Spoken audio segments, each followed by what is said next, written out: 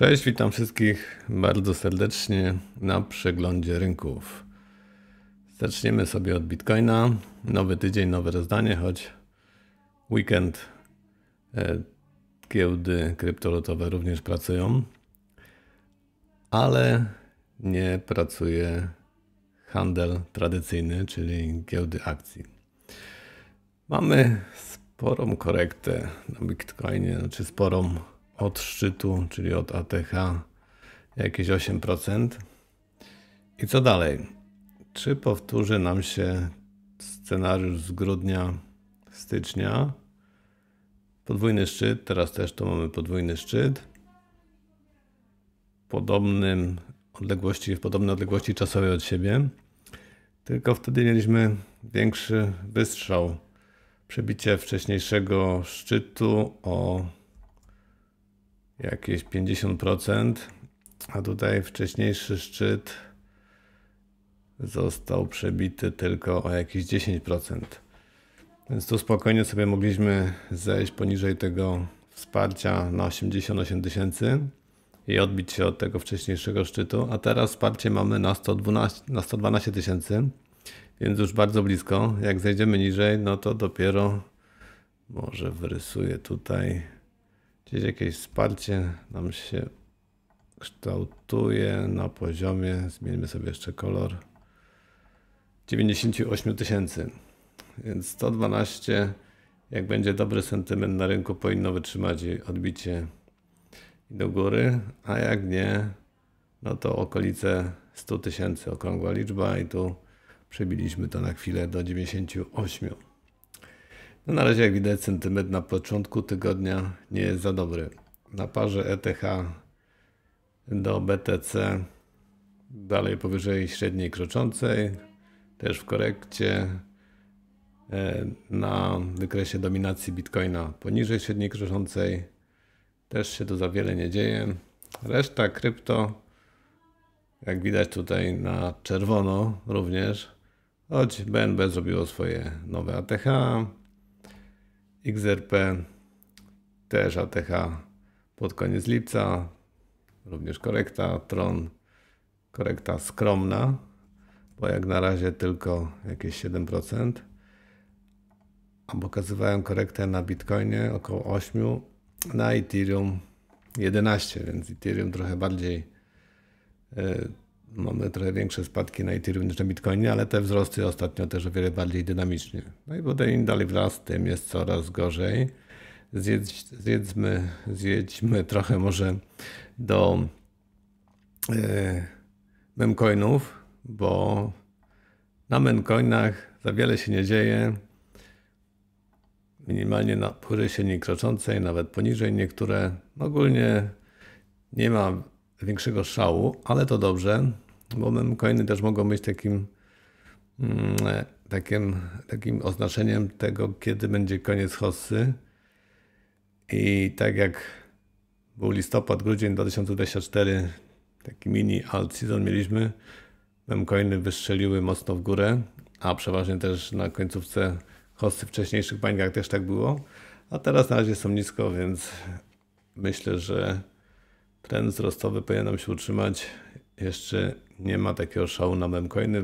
Warto obserwować, co się z nimi dzieje, czy nie mają dużych wzrostów, bo tak jak powiedziałem, na końcu hossy te duże wzrosty mogą się pojawić. Para euro-USD, trend wzrostowy po lekkiej korekcie, ale początek tygodnia za wiele się nie dzieje. USD-PLN podobnie, euro-PLN trend boczny, funt do złotówki. Tutaj podobnie jak na euro jesteśmy w trendzie spadkowym od 2023, nawet trochę wcześniej, 2022 marca. Myślę, że to podobnie jak do euro. Złotówka może nam się jeszcze trochę umacniać. Nie wiem jak długo, ale obstawiam, że ten trend nam się zmieni. I tak jak jesteśmy w trendzie spadkowym, tak będzie złotówka nam się osłabiać w stosunku do euro czy do funta. I no, może być tu drożej. ale przez cały czas tu poniżej średniej kroczącej na euro/PLN, na funcie też, chociaż tutaj bardziej taki trend boczny, że tam się tworzy i tak i podobnie na euro. Drugi scenariusz, że z tego trendu spadkowego przejdziemy na trend boczny, tak jak to w historii już wcześniej było, 2018-2017 rok. Ale bardziej bym ustawiał, że ta złotówka nam się, ten trend odwróci i będzie nam się osłabiała. Może jeszcze nie teraz, zobaczymy. Warto obserwować, jak wyjdziemy z tej konsolidacji, w której tu jesteśmy. Na złocie lekka korekta, dalej w trójkącie, trochę większym niż wcześniej, którego mieliśmy fejkowe wejście górą, dołem. Trend boczny od kwietnia tego roku. Srebro podąża za złotem, więc nie ma co na to patrzeć. S&P początek tygodnia w stagnacji, Nasdaq też. Spółki ogólnie za wiele się tu nie dzieje, więc nie będę tego analizował. Z polskiej giełdy mamy troszkę większą korektę na banku, ale widzę, że już powoli to odrabiamy. Diagnostyka dalej w górę.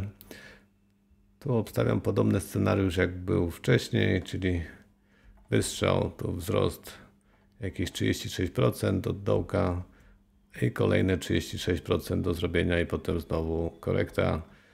Czy ten trend wzrostowy nam się utrzyma długo? No, póki jest dobry sentyment na rynku, to myślę, że jest szansa, ale korekty mogą być dość głębokie, więc trzeba uważać, kto w diagnostyce siedzi. Nadal większe przepływy na Ethereum niż na Bitcoinie.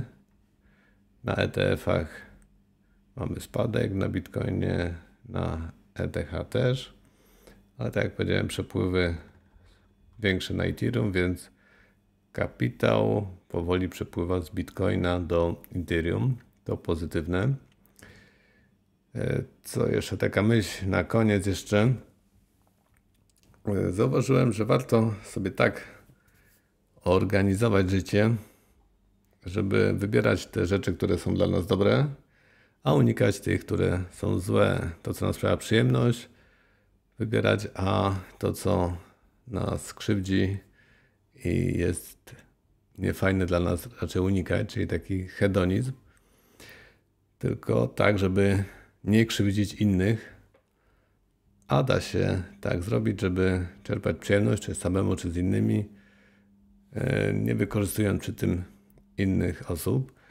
I teraz, jeżeli chodzi o pracę zawodową, to dużo też osób gdzieś swoją pasję zaczęło choćby jako influencerzy kryptowalutowi, a nie tylko finansowi, no i weszli na pełny etat, więc fajnie jak to, co robimy zawodowo, jest naszą pasją, tylko można też wpaść jakby w taką rutynę, w chęć większego rozwoju, no taką charówkę, gdzie ta pasja już schodzi na plan dalszy, a już wychodzi na to, że to głównie jest nasza praca, już to może nas tak bardzo nie cieszy jak kiedyś na początku, więc warto na to uważać, żeby też nie przegiąć, tak jak ja nagrywałem filmy na początku, jak zacząłem, to codziennie nagrywałem film, przez chyba rok czasu nie było przerwy, dzień w dzień był film i potem doszedłem do wniosku, że chyba to nie tędy droga, nie bardzo mi to odpowiada, żeby po prostu za wszelką cenę, gdzie nawet jak gdzieś jechałem, czy to nawet na lotnisku byłem, czy gdzieś na wakacjach, to też film musiał być codziennie przegląd rynku, więc w moim przypadku doszedłem do wniosku, że jednak nie mam aż takiej potrzeby, że jednak nie chcę się tak poświęcać, pomimo że efekty są, bo to te efekty widać, jak jeżeli pracujecie i wkładacie w to całe serce, no to prawdopodobnie efekty się pojawią. Nie zawsze, ale myślę, że w wielu przypadkach tak. Tylko, że trzeba uważać na to, żeby nie wpaść właśnie w taki kierat, gdzie już po prostu ta praca jest i ten obowiązek, już nie wyobrażacie sobie, żeby tego nie robić, bo to jak przestaniecie, to będziecie się cofać, a nie rozwijać, więc tak, tu przestrzegam przed tym, Warto sobie wziąć to pod uwagę i czy czego oczekujemy, bo jeżeli chcemy się rozwijać, no to niestety musimy na to poświęcić sporo czasu. Teraz też kolejna rzecz, którą zauważyłem, że dużo osób nie wycenia swojego czasu, który poświęca na różne rzeczy i gdzieś tam opowiada, że to kosztowało tyle, choćby zrobienie jakiegoś flipa, czy wynajem mieszkań, czy taki dochód pasywny, a już nie mówią, ile poświęcili godzin, ile dniówek na to, żeby to wszystko ogarniać, te mieszkania. Więc warto sobie liczyć swój czas, warto sobie go wycenić, wiedzieć, ile jest warty, czy to, co robimy, się opłaca. Jeżeli to, co robimy, jest naszą pasją, to i daje nam to profity, to w ogóle jest super, bo wtedy, no fakt, że moglibyśmy robić coś innego, ale robilibyśmy prawdopodobnie wtedy coś innego, jakąś inną pasję mielibyśmy, która by nam nie dawała profitów, więc jak najbardziej to jest ok. Ale ważne też, choć nawet to jest pasja, żeby jednak sobie odpoczywać też od tej pasji i robić też inne rzeczy, bo można przegiąć i potem już może nam się to tak nie podobać jak na samym początku, więc warto o tym pamiętać, żeby wszystko z umiarem robić. No chyba, że chcecie być najlepsi, no to wtedy niestety, ale poświęcacie bardzo dużo pod to. Jeżeli ktoś ma takie ambicje, no to jego wybór. Jeszcze jedna rzecz. Dużo zależy od tego, gdzie się urodziliście, w jakim państwie, w jakim mieście, w jakiej rodzinie, w jakich warunkach finansowych. No i ci, którzy urodzili się powiedzmy w jakichś dysfunkcyjnych rodzinach, patologicznych, w jakimś najgorszym państwie, to wiadomo, że możliwości na jakikolwiek rozwój są bardzo ograniczone, wręcz bliskie zeru. Ale jeżeli urodziliście się w Polsce w miarę normalnej rodzinie, to tak naprawdę dużo zależy od tego, od waszych życiowych wyborów. Do pewnego wieku jako dzieci nie macie za dużych możliwości wyborów, ale jak już jesteście dorośli, no to możecie wybrać sobie inną partnerkę, innego partnera, inną pracę, inne mieszkanie, inne życie. Czy chcecie żyć samemu, czy z kimś, czy mieć rodzinę, czy nie mieć rodziny, czy mieć znajomych, nie mieć, czy gdzie pracować. No i teraz jakich dokonacie wyborów, takie będziecie mieli życie, więc nawet jak już jesteście w jakimś środowisku, czy w jakichś warunkach, to można zawsze sobie tak zrobić, żeby jak najbardziej były te warunki dobre dla was, czyli jak najbardziej było wam przyjemnie. Jak już powiedzmy się czegoś nie da fizycznie zmienić, bo to kompletnie nie zależy od was, jakaś choroba, jakieś wydarzenia losowe.